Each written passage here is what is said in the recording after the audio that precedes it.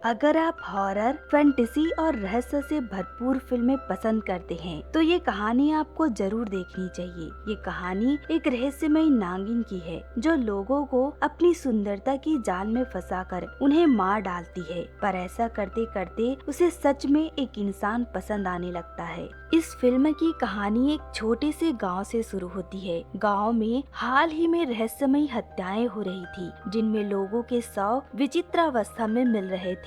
कुछ का खून सूखा हुआ होता है तो कुछ का शरीर जला हुआ लगता है, जिससे गांव के लोग अज्ञात शक्तियों और आत्माओं के डर से जी रहे थे। वहीं एक दिन एक जादूगर ली नियन अपने चेले के साथ शमशान से गुजर रहा था। तभी अचानक एक सुंदर सी लड़की उनके सामने आती है और उनसे मदद मांगने लगती है कि कुछ दिन पहले कुछ गुंडों ने मेरी बहन को मार दिया था, क्या तुम लोग उसके शरीर को जोड़ सकते हो। दरअसल उसकी बहन के शरीर से उसका गर्दन कटा हुआ था, जिससे वो दफनाने से पहले जोड़ना चाहती थी। ये बोलकर वो जादूगर ली को अपने घर ले आती है। उसका घर बहुत ही विचित्र था। जादूगर ली उसकी बहन के शरीर और गर्दन को सीलकर जोड़ देता है। उस औरत का शरीर जुड़ते ही तेज हवाएं चलने लगती है और वो लड़की अचानक उस लाश के साथ गायब हो जाती है। वो जगह एकदम सन्नाटे से भर गया था। तभी उनके सामने एक अजीब सी औरत आती है।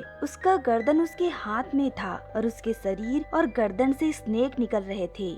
वो देखते ही देखते ली के चेले को काट लेती है, जिससे उसका शरीर बुरी तरह से जल जाता है। पर वो औरत ली को नहीं मारती, अनजाने में ही सही, पर ली ने ही उसे जीवित किया था। वो उसे केवल बेहोश कर भाग जाती है। अगले दिन ली अपने आप को एक शराब की दुकान में पाता है। वो रात में हुए उस घटना को भूल चुका था। उसे कुछ भी याद नहीं था। वो अपने घर जाता है, जहाँ उसकी पत्नी उसका इंतजार कर रही थी। पर वहाँ उसकी पत्नी के साथ वो औरत भी थी जो अपना नाम सियो में ही बता रही थी। ली को वो औरत बिल्कुल भी याद नहीं था।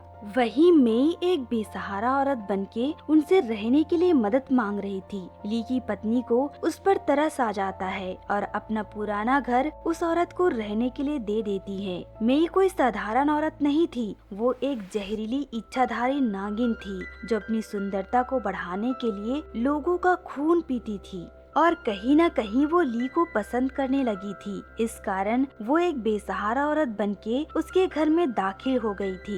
इधर राज्य के सेनापति गांव में हो रहे उस रहस्यमयी हत्याओं से घबराए हुए थे और जल्द से जल्द उस हत्यारे को ढूंढने के लिए अपने सैनिकों को लगा देते हैं।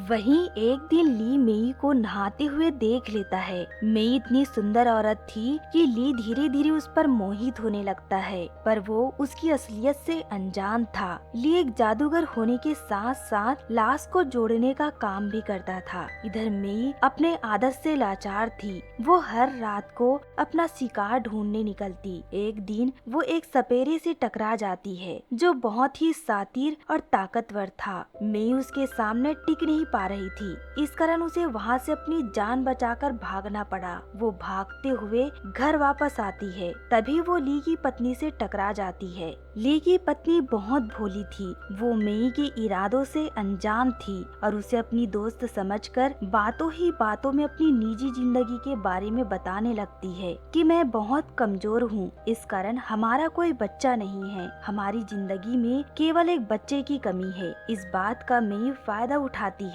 वो ली की पत्नी से कहती है कि मैं तुम्हारा इलाज कर सकती हूँ, जिससे तुम जल्द ही माँ बन जाओगी।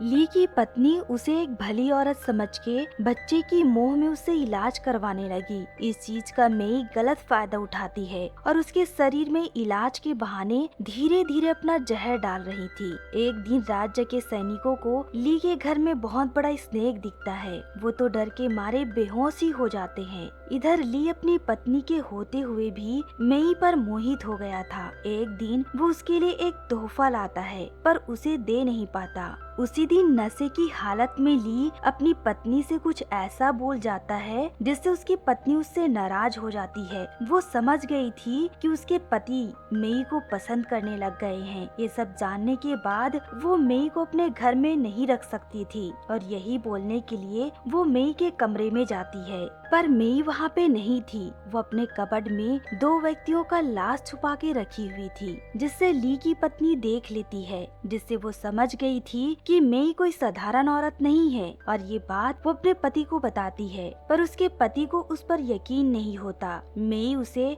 अपने प्यार के जाल में फंसा चुकी थी। इस कारण ली धीरे धीरे अपनी पत्नी से दूर होते जा रहा था। अब ली की पत्नी और बर्दाश्त नहीं कर सकती थी। इस कारण वो राज्य के सेनापति से मेई की शिकायत कर देती है, जिससे सेनापति अपने कुछ सैनिकों को मेई की तलाशी करने के लिए मेई के कमरे में भेजते हैं। पर वहाँ पे उन्हें कुछ नहीं मिलता। सातिर मेई पहले से उस लाश को वहाँ से हटा दी थी।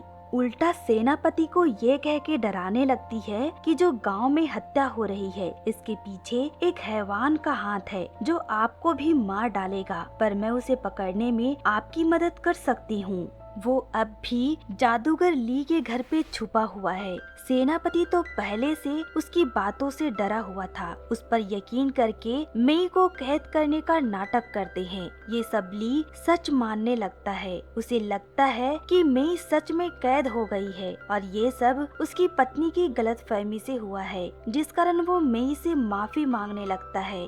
पर मेई ली को उसकी पत्नी के खिलाफ और भड़का देती है कि तुम मानोगे नहीं, पर तुम्हारी पत्नी एक हैवान है। वो ऐसा इसलिए कर रही थी ताकि ली अपनी पत्नी को छोड़कर उससे शादी कर ले। मेई एक नागिन होकर इंसान से प्यार कर बैठी थी और उससे पाने के लिए किसी भी हद तक जा सकती थी। वो राज्य के सेनापति के कान भी भर चुकी थी कि हैवान ली के घर पर रहता है, जिस कारण सेनापति अपने कुछ सैनिक को ली के घर भेजते हैं उस हैवान को पकड़ने के लिए।